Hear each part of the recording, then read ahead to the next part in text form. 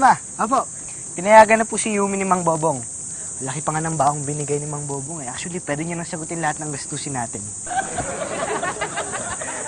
Biro lang, biro lang. Sige po, ako na po ang bahala. Okay, bye. Bakit naman puti yung perang binigay sa akin ng tatay ko? Sinabi mo pa? Eh, wala. Natuwa lang naman ako. Kasi ngayon to nangyari, di ba? Naisip ko kasi kung hanggang kailan may pera ang tatay mo. Bakit? Wala, para syempre, pag meron po siya sa kasal natin, may share ako. Kasal? Ambisyoso ka. Kasal agad na sa isip mo? Kasal, kasal.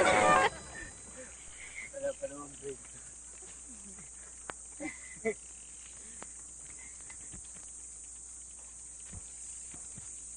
Parang masaya ka palagi.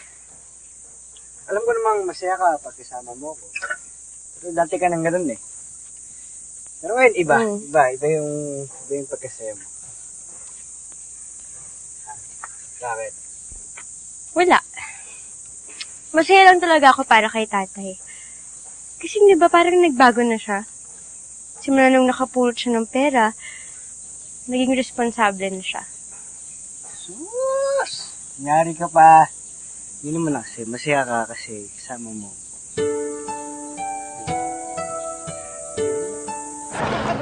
Siguraduhin mo makakalinis ng damit yung titig mo. Ano naman?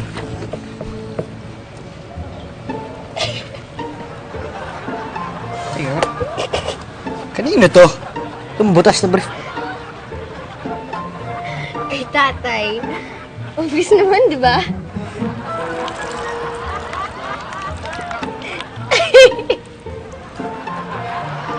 Ganyan, di ba? Pwede, kaya pala binutas to eh.